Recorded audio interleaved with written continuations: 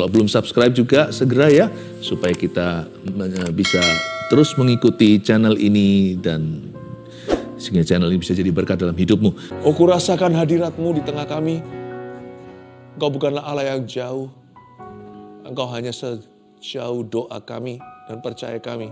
Kami beriman tahu bahwa Tuhan, Engkau begitu dekat, lebih daripada yang kami kira.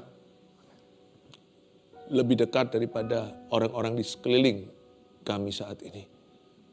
Tuhan, menyatulah hadirat-Mu itu dengan doa-doa kami. Tilik Tuhan setiap kebutuhan pergumulan keluarga saat teduh.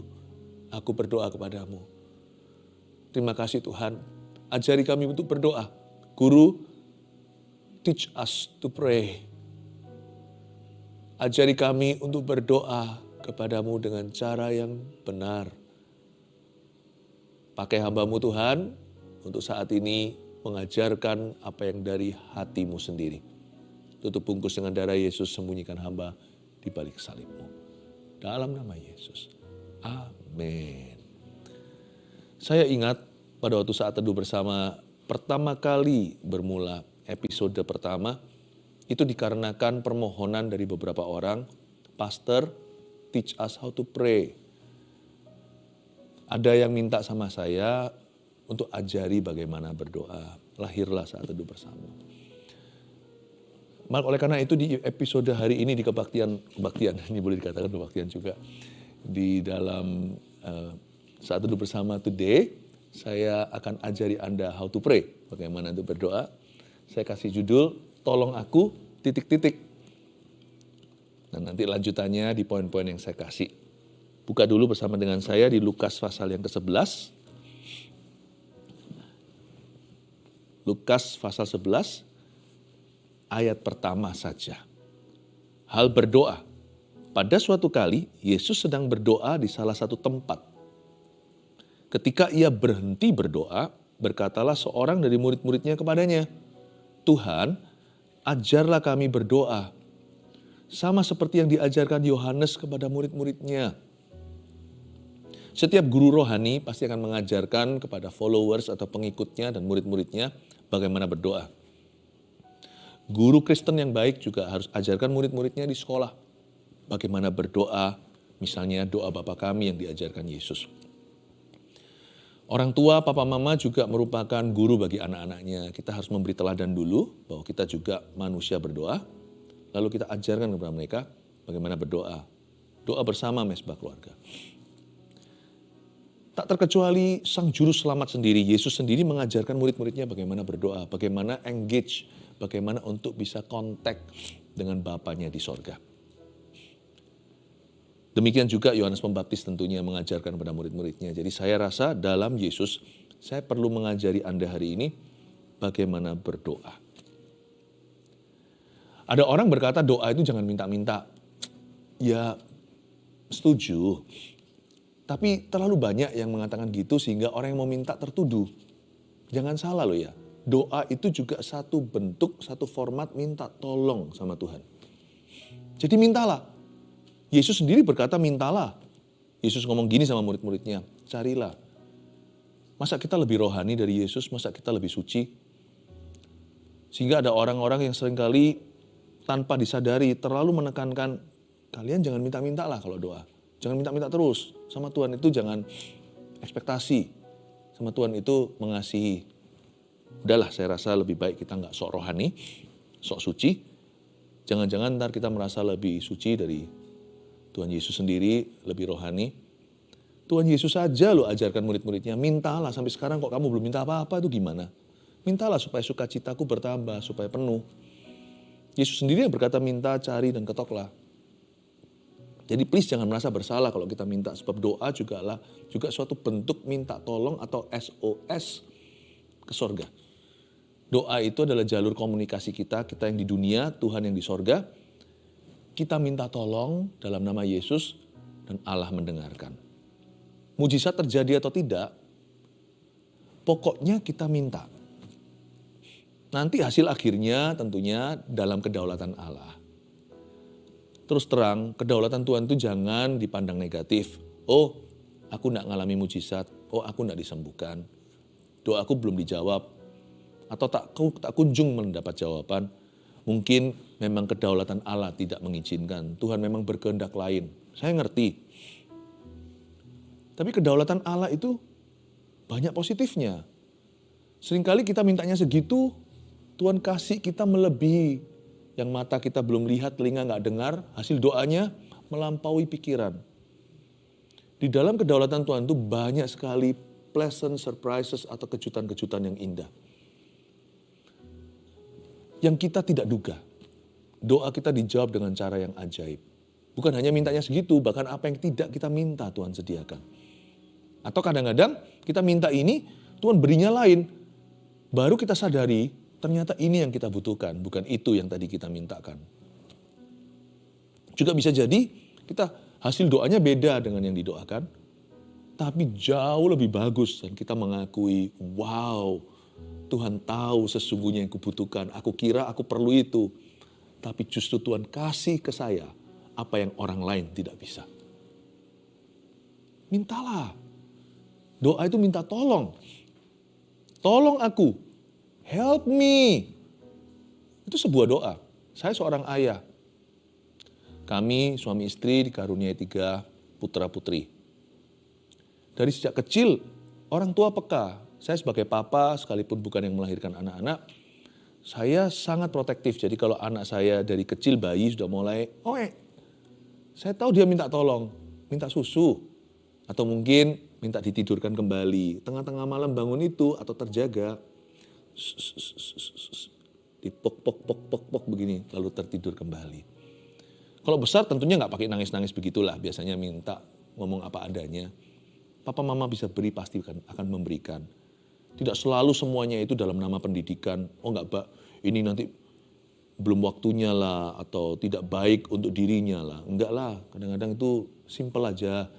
Kalau orang tua bisa berikan, toh saya tahu dan percaya anak-anak saya enggak manja. Apa yang kami bisa berikan pada mereka, kami enggak mungkin tahan kebaikan. Parenting Tuhan atas kita itu simpel kok, sederhana kok. Tuhan itu Bapa kita, Bapa yang baik. Dia murah hatinya. Jadi kalau Anda teriak minta tolong, baik pakai nangis-nangis atau tenang saja, Tuhan pasti dengarkan dan Tuhan pasti hadir di doamu dan menjawab kebutuhanmu. Karena itu tolong aku di sini, saya akan ajari hari ini seperti Yohanes Pembaptis kepada murid-muridnya. Saya akan ajari, izinkan saya menyebut ini bukan untuk kemuliaan saya, tapi untuk kemuliaan Tuhan, tapi kan mirip dengan teksnya. Saya akan ajari murid-murid kami, yaitu Anda sekalian, bagaimana berdoa. Saya kenyangkan hari ini ya, saya enggak kasih poin 3 tapi 5. Saya akan ajarkan lewat poin-poin ini, ikuti saya. Tolong aku titik-titik, tolong aku untuk apa? Supaya kita tahu apa saja yang boleh kita doakan. Nanti akan ada backup firman-nya, akan ada ayat-ayat yang saya tambahkan. Kita lihat nomor 1, tolong aku untuk menjadi lebih sehat. Itu poin pertama.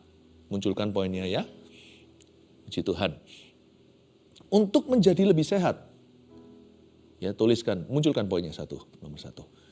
Ya. Tolong aku untuk menjadi sehat. Itu dia. Sudah lihat di layar ya. Jadi, boleh nggak kita berdoa untuk kesehatan kita? Oh boleh. Ayatnya 3 Yohanes pasal 1 ayat 2. Kita baca, saudaraku yang kekasih, aku berdoa. Semoga engkau baik-baik dan sehat-sehat saja. Dalam segala sesuatu, sama seperti jiwamu baik-baik saja. Saya akan baca sekali lagi ayat ini ya. Ini ayat adalah surat Yohanes, Rasul yang tersisa dari 12 yang belum mati tua. Sebagai orang yang sangat tua dan sebagai orang tua yang bijaksana, dia berdoa untuk gereja dan jemaatnya. Dia tulis begini, saudara-saudaraku yang kekasih, aku berdoa seperti doa seorang papa. Semoga engkau baik-baik dan sehat-sehat saja dalam segala perkara. Yohanes memohonkan pada Tuhan agar supaya anak-anak Tuhan ini sehat-sehat, sehat walafiat. Sama seperti jiwamu baik-baik saja. Aku tahu jiwamu sehat, tapi aku berdoa juga supaya badanmu sehat. Terimalah doa ini dari seorang yang sudah berusia. Berusia lanjut dan dia sehat untuk melaksanakan misi Tuhan dalam hidupnya. Yohanes ini mati tua. Yang lainnya dari 12 rasul, 10 diantaranya mati martir, 1 bunuh diri, Yudas Iskariot. Tersisa 1 yang sampai umur 80-an menurut sejarah gereja. Yohanes ini sehat dan dia kuat, dibuang di Pulau Patmos. Dari situ gak langsung mati, masih pindah ke Efesus dulu mengembalakan jemaat yang dirintis oleh Paulus. Dan dia masih bisa menulis surat 1, 2, 3 Yohanes lagi. Di samping Injil yang dia tulis waktu dia agak muda, yaitu Injil Yohanes tentunya. Kalau Anda sehat, Anda bisa berbuat banyak. Boleh nggak kita minta kesehatan? Boleh. Nggak salah. Egois nggak? Enggak. Semua kan untuk kemuliaan Tuhan, semua kan dari Tuhan untuk Tuhan. Anda bisa berdoa seperti ini. Kalau saya kan kasih guideline-nya ini kan umum. Tapi Anda bisa berdoa secara spesifik. Berapa episode yang lalu saat teduh, saya ajarkan bahwa prayer should be specific. Doa harus detail. Nah, Anda yang ngerti sendiri badan Anda. Anda yang ngerti kumat-kumatannya di mana. Atau Anda mendoakan seseorang, baik mendoakan diri sendiri atau orang lain, termasuk itu syafaat. Itu berarti berdoa di hadapan Tuhan meminta sesuatu. Tuhan dengarkan. Tolong aku Tuhan, waktu Anda berdoa, untuk menjadi lebih sehat. Anda secara spesifik bisa berkata, berkati penglihatan saya, jikalau mungkin mata Anda katarakan. Atau mungkin kalau sudah minusnya terlalu tebal. Atau plusnya kalau yang sudah mulai usia tengah baya. Anda bisa berdoa, bless my eyesight kalau Anda rabun, apalagi glukoma. Berdoa di dalam nama Yesus, bless my eyesight. Jangan kutuki dirimu. Berkati dirimu, berkati orang lain juga. Berkati penglihatanku Tuhan. Berkati hormonku Tuhan. Please bless my hormones. Berkati tulangku dan struktur badanku. Berkati ya Tuhan supaya tulang-tulang dan sendi-sendiku tidak kaku. Frozen shoulder atau pundak yang beku. Dalam nama Yesus. Exercise atau praktekkan iman. Dalam nama Yesus. Dan percaya yang kau katakan akan terjadi. Jangan ragu, tunggu pendeta. Bahwa kuasa nama Yesus di mulut Anda sama powerfulnya dengan di mulut pendeta manapun juga. Bahkan kalau itu di mulut keledai pun yang bicara ke Bileam, dia tetap adalah firman Tuhan. Katakan dalam nama Yesus. Berkati hormonku, tiroid, berkati yang, the list will go on. Daftarnya itu bisa terus. Berkati tulangku, tulang belakangku, supaya aku tidak terus injury atau terus terluka di situ. Berkati struktur badanku Tuhan, syarafku. Doa begitu.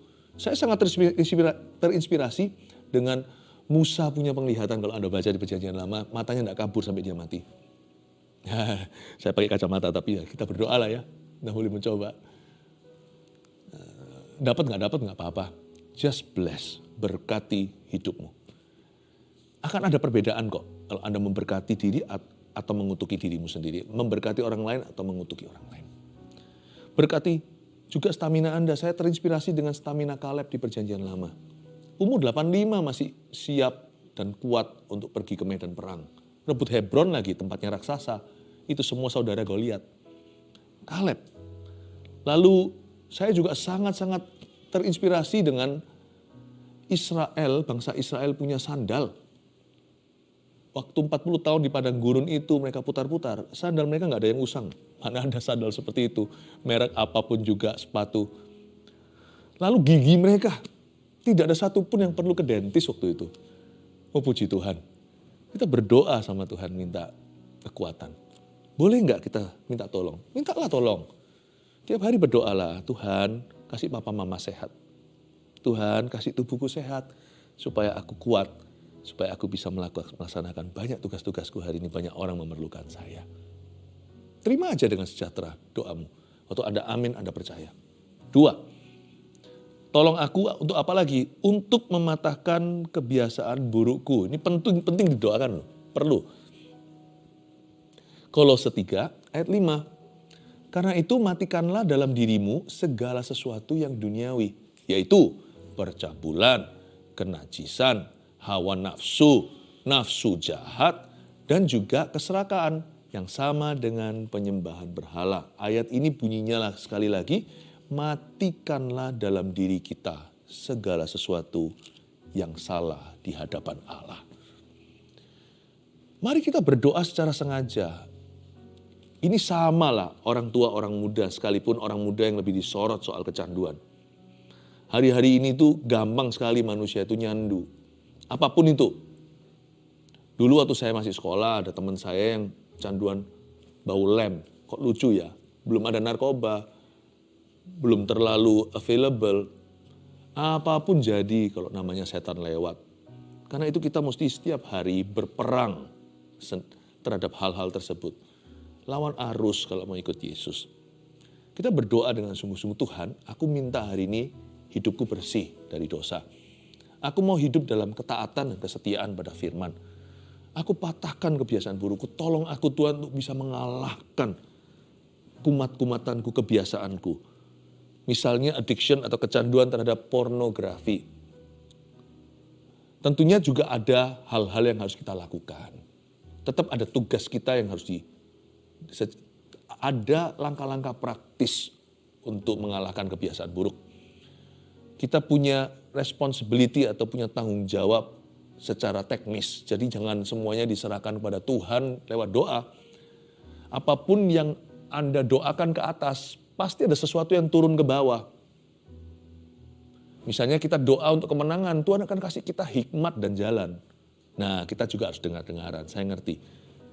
Tapi sekarang saya mau bicara tentang doanya dulu. Doa itu mengandung kuasa. Jadi kalau Anda berdoa untuk mematahkan kebiasaan buruk Anda, minta tolong sama Yesus, salah satu hal yang boleh terjadi adalah Tuhan akan angkat kecanduan itu sehingga Anda tidak lagi merasa perlu melakukan itu. Anda tidak akan lagi merasa butuh dengan hal itu. Sungguh, ada kekang dalam daging kita. Itu salah satu misi Roh Kudus waktu diutus. Waktu Roh Kudus dicurahkan saat Pentakosta, selain memberi pada kita kuasa untuk berdoa dan bersaksi, Roh Kudus akan membantu kita dalam kelemahan kita, seperti yang tersirat dalam surat Paulus di Roma 8, ia membantu kita dalam kelemahan kita. We all have our own weaknesses. Kita semua secara respektif, kita semua masing-masing secara relatif punya kelemahan sendiri-sendiri. Ada orang yang lebih lemah di matanya, ada di mulutnya lemah, ada yang tangannya suka main tangan, pukul istrinya. Ada juga yang kakinya, wah cepet banget tuh, nggak bisa di rumah gitu, selalu harus keliling mana-mana. Pokoknya mau pergi melulu, nggak study, nggak belajar, dan begadang terus. Apapun kelemahanmu, kalau Anda berdoa secara sengaja dalam nama Yesus, tolong aku Tuhan untuk mematahkan kebiasaan burukku, sesuatu akan berubah. Sesuatu akan berubah. Minta sama Tuhan untuk angkat perasaan perlu itu atau butuh itu. Meskipun waktu kita berdoa, bukan berarti kalau kita berdoa lalu kita seperti orang yang dikuasai penuh oleh Roh Kudus, sebab Roh Kudus tidak pernah menyurupi. Kita tidak bisa kesurupan Roh Tuhan. Kita bisa bekerja sama dengan Dia. Kepenuhan Roh Kudus itu artinya kita bermitra. Tapi kita nggak nurut kita nurut Dia. Kita mengikut Dia. Ya, dan kita mematikan keinginan daging karena kita hidup oleh Roh. Jadi bukan berarti tiba-tiba kita nggak bisa berbuat dosa. Bukan. Tetapi Tuhan akan memberikan kepada kita beberapa langkah pertama itu, Tuhan itu memberi kita kuasa untuk melompat menang. Tapi setelah itu jangan kembali berkubang. Kembali pada kubangan yang sama. Misalnya orang yang sudah lama nggak makan gula, nggak makan manis-manis. Nanti lihat ya, ketika dia makan manis sedikit aja, dia rasa terlalu manis. Tapi ya jangan cari gara-gara, makan manis terus lama-lama jadi kebal. Kembali lagi cari yang manis-manis. Coba lihat orang yang makannya nggak terlalu banyak garam karena kesehatan. Mungkin juga karena tuntutan badan, mungkin dia sudah sakit terlebih dulu. Nanti makan sesuatu yang ada garamnya sedikit, asin sekali. Tapi kalau dia makan asin terus, lama-lama jadi biasa. Jangan cari gara-gara. Tapi awal-awal langsung minta sama Tuhan, cabut Tuhan. Cabut belenggu itu dari aku. Saya dulu orangnya emosian. Saya berdoa sama Tuhan supaya Tuhan memberi saya kekang. Bukan berarti saya nggak bisa emosi lagi. Tapi sekarang kalau saya emosi, pertama-tama itu selalu akan ada alarm clock yang nyala dari Tuhan. Di dalam diri saya dikasih kekang seperti dikasih tapal kuda. Sehingga kalau saya marah emosi dari 0 sampai 100 begitu berapa detik tiba-tiba sudah naik pitam. Perut saya itu bisa kram sendiri loh. Kayak seperti ada peringatan dari Roh Kudus, itu perjanjian dengan Tuhan. Kayak orang yang takut atau apa, kayak orang yang nervous, grogi gitu, perut saya bisa kenceng-kenceng sendiri. Itu kalau saya terjang terus ya saya bisa tetap emosi seperti dulu. Tapi itu sebagai peringatan pertama. Sehingga saya hari ini ditolong sama Roh Kudus. Kalau saya jadi sabar bukan karena saya sabar, tapi karena itu adalah buah roh di dalam diri saya. Dan Tuhan itu ngalah sama saya. 1, 2, 3 langkah pertama, Tuhan tuh kasih peringatan di badan saya. Dan Tuhan angkat semua belenggu dan kecanduan itu. Apa saya masih bisa kembali lagi? Apakah seorang hamba Tuhan bisa kembali misalnya merokok atau apa? Bisa. Tapi sudah tidak lagi merasa butuh, jangan cari gara-gara dengan pergi ke situ. Tapi Anda bisa bebas bukan karena Anda kuat. Anda bisa merdeka dari dosa bukan karena hasil usaha dan jeripaya Anda. Doa yang mengandung kuasa. Dan doa itu akan memberimu kuasa untuk menang. Makanya itu minta, Tuhan tolonglah aku untuk mematahkan kebiasaan burukku. Minta itu. Misalnya kalau Anda punya HP itu selalu membuatmu jatuh, apalagi anak yang terus-menerus HP-an, ajak nanti setelah ini waktu kita doa. Nggak salah HP-nya, tapi nggak apa-apa, nggak ada salahnya, jadikan simbol. Taruh di situ, tumbang tangan sama-sama anaknya. Dan kata Tuhan, aku berdoa supaya supaya anaknya ini nggak tahu ada nama anak Anda apa. Misalnya supaya Stephen tidak lagi kecanduan ini dalam nama Yesus. Lalu janjian, boleh berapa jam, di atas jam berapa, kalau anak masih kecil, setelah pulang sekolah, selesaikan tugas dan PR-nya. Jam berapa sampai jam berapa, boleh HP-an. Gitu, tapi minta Tuhan cabut dulu. Cabut dulu kecanduannya. Bisa ya? 3. Tolong aku untuk memakai waktuku dengan bijaksana. Itu dia. Ini harus disengaja. Ini satu hal yang boleh kita minta. Malah saya sarankan untuk Anda mohonkan. Tuhan tolong aku ya untuk memakai waktuku dengan bijaksana. Mazmur 90 ayat 12 bunyinya. Ajarlah kami menghitung hari-hari kami sedemikian. Hingga kami beroleh hati yang bijaksana. Ini bukan bicara melulu tentang perencanaan, tapi ini adalah doa yang dipanjatkan agar hatinya bijaksana ngatur waktu. Dan menggunakan waktu di zaman edan ini, kita harus secara sengaja memakai waktu dengan bijaksana, karena hari-hari ini adalah hari-hari yang jahat. Tuhan berdoa begitu, saya tiap hari juga berdoa begini, bantu aku hari ini untuk memakai waktuku secara efisiensi dan secara efektif. Terima kasih Tuhan, dalam nama Yesus. Minta sama Tuhan memberi kita hikmat untuk menggunakan waktu kita for the higher purpose, untuk tujuan yang lebih tinggi. Paulus itu kan ditahan di rumah ya. Kalau Anda lihat Kisah Para Rasul pasal 28, 2 ayat terakhir, di situ menceritakan Paulus ditahan. Dia tahanan rumah, bukan di penjara. Tapi kan tetap terbatas.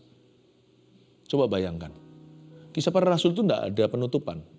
Ceritanya berakhir pada Paulus di rumah dan dijaga sama pengawal.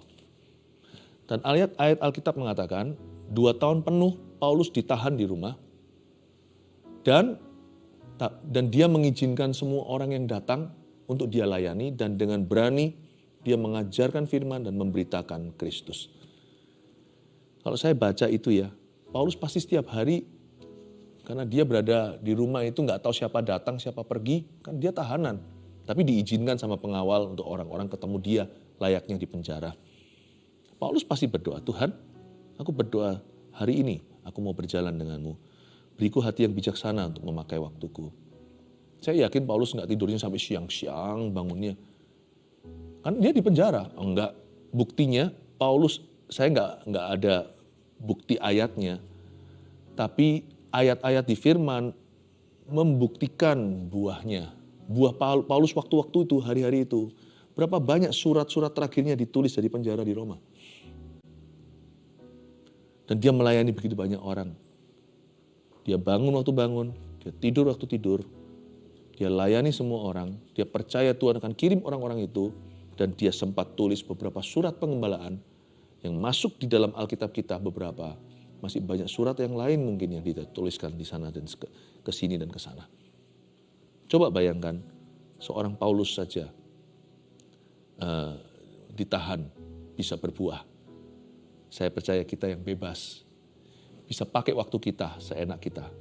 Kalau kita berdoa, Tuhan bisa memakai kita, hidup kita dengan luar biasa. Keempat, tolong aku untuk menemukan sukacita dalam pekerjaanku. Ini perlu didoakan hari-hari ini. Banyak orang stres kerja, stres yang nggak perlu. Stres kerja yang baik sih ada, tapi banyak orang depresi karena pekerjaannya. Mengeluh, minta sama Tuhan tiap hari. Karena hal seperti ini harus disengaja. Ada perkara-perkara tertentu yang alami, tapi ada hal-hal tertentu yang harus kita doakan supaya itu terjadi atas diri kita. Apalagi zaman-zaman sekarang ini di dunia, kita melihat ya, semua yang ada di dunia ini sedang stres berat. Gloomy spiritnya itu ada. Itu loh, hawanya itu gak enak. Apapun bidang pekerjaan Anda, minta sama Tuhan sukacita dalam pekerjaanmu. Jangan minta pekerjaanmu jadi mudah. Jangan minta selalu keluar masalah segera, meskipun Anda tetap harus berdoa, minta supaya Tuhan selesaikan masalah Anda bersama dengan Anda. Supaya Tuhan kirimkan bala bantuan, pertolongan dari tempat tidak terduga. Tetapi lebih penting dari itu, minta kekuatan baru dan minta sukacita dalam pekerjaan Anda. Tuhan kasih aku sukacita dalam pekerjaanku. Kolose 3 ayat 23 bunyinya, apapun juga yang kamu perbuat, perbuatlah dengan segenap hatimu seperti untuk Tuhan dan bukan untuk manusia. Akar sukacita, sumber sukacita kita dalam pekerjaan kita adalah kalau kita terus mengingatkan diri dalam doa. Bahwa pekerjaanku adalah kepercayaan Tuhan. Pekerjaanku adalah pelayananku kepada Tuhan. Tuhan yang menaruh aku di sana, Tuhan pasti bertanggung jawab. Dan Tuhan memanggilku di situ untuk kemuliaannya. Tuhan pasti menolong aku menjelang pagi. Tuhan, bantu saya untuk selalu bersukacita dalam pekerjaanku. Ingat the 5 finger rule yang saya miliki dalam hidup saya. 5 jari. Apapun yang saya lakukan dan kerjakan, sesuai dengan profesi kita masing-masing, saya selalu ingat 5 jari ini bunyinya, I do this for him. Bahasa Indonesia juga 5 jari. Aku lakukan ini untuk dia. Saya nggak punya alasan untuk mengomel. Rasa berat di kerja itu baik untuk saya. Itu menerpa saya dan menempa saya. Ya, itu menempa saya. Apa yang menerpa saya itu justru menempa saya jadi lebih gagah perkasa. Tapi saya nggak mau stres yang keluar dari penolakan dalam diri saya akan pekerjaan saya. Aduh, kerjaanku kok gini gitu. Penolakan. Apa yang kau tolak masa bisa diberkati Tuhan? Ingatlah the 5 finger rule atau 5 jarimu. I do this for him. Aku lakukan ini atau pekerjaanku untuk dia. 5. Yang terakhir. Ini paling penting di atas segalanya. Tolong aku untuk memuliakan Tuhan di hidupku. Mari kita simak doa Yesus di Yohanes 12 ayat 28 bunyinya, Bapa, muliakanlah namamu. Bagus ya? Ini doa Yesus. Tiru dong. Bapa, muliakanlah namamu. Sekarang kita bisa berdoa gini, Tuhan Yesus, muliakan namamu. Maka terdengarlah suara dari sorga, aku telah memuliakannya, dan aku akan memuliakannya lagi. Jangan minta hidup jadi mudah, jangan minta hidup jadi mudah, dan jangan minta hidup jadi susah. Siapa yang bodoh minta hidupnya jadi susah? Tapi jangan minta hidupmu jadi mudah. Karena kadang-kadang itu hanyalah angan-angan saja. Doa bukanlah angan-angan, doa itu nyata. Doa begini aja, susah, mudah, suka, duka. Aku doa supaya aku bisa memuliakan Tuhan di hidupku. Di setiap musim hidupku. Glorify thy name. Muliakan. Muliakanlah namamu atas hidup saya. Apapun yang ku alami, keberhasilan dan kegagalanku, masa lalu, masa yang akan datang. Semua yang pernah ku lalui, semua yang akan ku alami. Please glorify thyself in me. Muliakanlah dirimu melalui aku di dalamku. Minta sama Tuhan. muliakanlah. Ini doanya nggak pernah salah. Glorify your name in my life. Anda mesti doa ini kelihatannya nggak ada benefit untuk kita. Apa gunanya sih? Nggak bisa dimaterialisasikan. Tapi justru inilah intisari kehidupan rohani sesungguhnya. Inilah inti hubungan kita dengan Allah. Setiap anak-anak Tuhan harus punya kerinduan untuk memuliakan Tuhan dalam hidupnya dan dalam segala perkara. Setiap hari doa ini. Muliakanlah dirimu di atas hidupku Tuhan. Ya, 5 poin ini dimunculkan, bisa saya ulangi lagi untuk tolong aku untuk menjadi lebih sehat. 2, tolong aku untuk mematahkan kebiasaan burukku. 3, tolong aku untuk memakai waktuku dengan bijaksana. 4, tolong aku untuk menemukan sukacita dalam pekerjaanku. Boleh loh doa yang beginian. 5, ini sifatnya keharusan. Tolong aku Tuhan, bukan untuk aku, untuk memuliakan Tuhan di hidupku. Saya ingin berdoa untuk 2 poin doa pertama, tolong aku untuk menjadi lebih sehat. Kalau Anda sakit, bolehkah Anda meletakkan tangan di bagian yang sakit dan berkati bagian yang sakit itu, katakan Tuhan terima kasih, aku sembuh. Percaya dengan iman, dengan tenang aja dan berserah penuh. Percaya a simple prayer will do.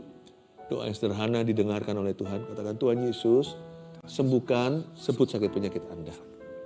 Kalau tidak bisa ditumpangi tangan, Anda letakkan di dada saja. Sebutkan sakit penyakitmu. Katakan, aku berkati kepalaku. Aku berkati lenganku. Aku berkati perutku, aku berkati ginjalku. Aku berkati fungsi ginjalku. Oh terima kasih Tuhan. Katakan itu. Aku berkati fungsi ginjalku. Terima kasih Tuhan. Dia kembali normal. Dalam nama Yesus. Aku berkati paru-paruku. Bless your life. Terima kasih Tuhan. TBC Tuhan sembuhkan. Di dalam nama Yesus. Aku tengking. Dan saya bersyafaat khusus untuk pasien-pasien ginjal mengalami kesembuhan in Jesus name. Benjolan di leher kiri seorang wanita. Dokter yang lebih tahu, saya bukan seorang tenaga medis, saya nggak ngerti. Semacam pasien tiroid yang di sebelah sini yang tiba-tiba bengkak. Anda takut itu menjadi sesuatu yang ganas. Aku patahkan dalam nama Yesus. Ketika Anda tumpang tangan di lehermu sendiri, Anda bisa merasa sesuatu bergerak sekarang. Dan itu kempis. Tetap ke dokter, semua harus dites. Dan saya percaya semua nilainya akan normal. Tidak ada kanker di sana. Di dalam nama Yesus Kristus. Glukoma, kata Roh Kudus. 2 mata malahan, yang satu sudah berat, sudah tertutup, yang satu lagi sudah mulai menutup. Nyalakan lampu itu, terang akan Anda lihat. Jangan digelap-gelap remang-remang gitu. Di dalam nama Yesus Kristus. Anda mulai lihat di screen, mulai lihat wajah ramang-ramang. Anda mulai lihat wajah saya, ramang-ramang, dan akan semakin jelas. In the name of Jesus. Dalam nama Yesus. Makasih Roh Kudus. Poin yang kedua, tolong aku Tuhan untuk mematahkan kebiasaan burukku. Sebut kebiasaan buruk Anda. Oh angkat tanganmu seperti ini. Dan Tuhan pasti akan mengangkat kecanduanmu. Dalam nama Yesus. Smoking yang merokok. In Jesus name. Saya yakin Anda tidak perlu kembali ke situ. Tuhan sudah ambil candumu beriman. Buang saja tuh rokoknya. Anda tidak perlu lagi. Di dalam nama Yesus Kristus. Dan paru-parumu bersih. Terima kasih Roh Kudus. Aku berdoa ya Tuhan semua kebiasaan buruk. Kebiasaan nge-game-nya yang berlebihan tidak bisa lepas. Aku patahkan dalam nama Yesus. Terima kasih Tuhan untuk anak muda itu yang Tuhan bebaskan. Supaya dia mulai hari ini bisa fokus menimba ilmunya. Semakin pintar ini itu tambah skillnya. Untuk masa depannya. In Jesus name. Mari kita ulurkan tangan kita untuk mendoakan semua orang yang sudah memasukkan. Begitu banyak ini. GMS Care Center sedang terus menjawabi mereka. Terima kasih Tuhan. Urapi Tuhan. Di dalam nama Yesus. Terpujilah namamu. Aku berdoa Tuhan setiap pekerja. khususnya yang berurusan dengan ekonomi hari-hari ini yang mengalami tekanan di situ dan pekerjaan lagi masa-masa krisis mungkin.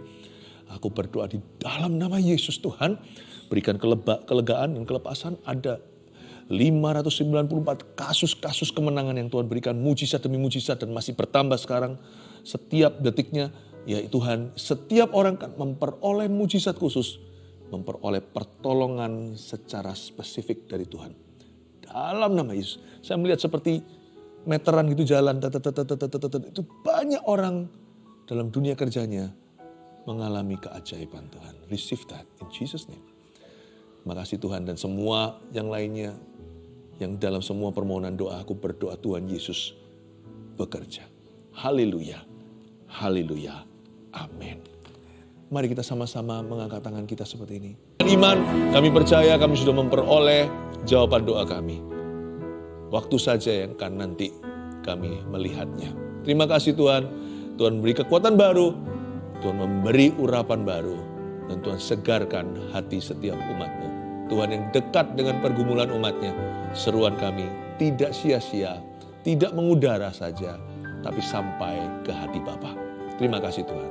Keluarga Saat Teduh yang dikasihi oleh Yesus Kristus, mari kita mengangkat tangan untuk menerima berkat dari Allah Bapa, dari tahtanya semua yang baik dan benar dan sempurna. Dan kasih karunia dari Tuhan Yesus yang tidak layak kita terima diberi cuma-cuma, dan pengurapan Roh Kudus yang memberimu kuasa untuk hidup berkemenangan. Bawalah semuanya ini dengan iman di dalam nama Tuhan Yesus. Haleluya. Amin.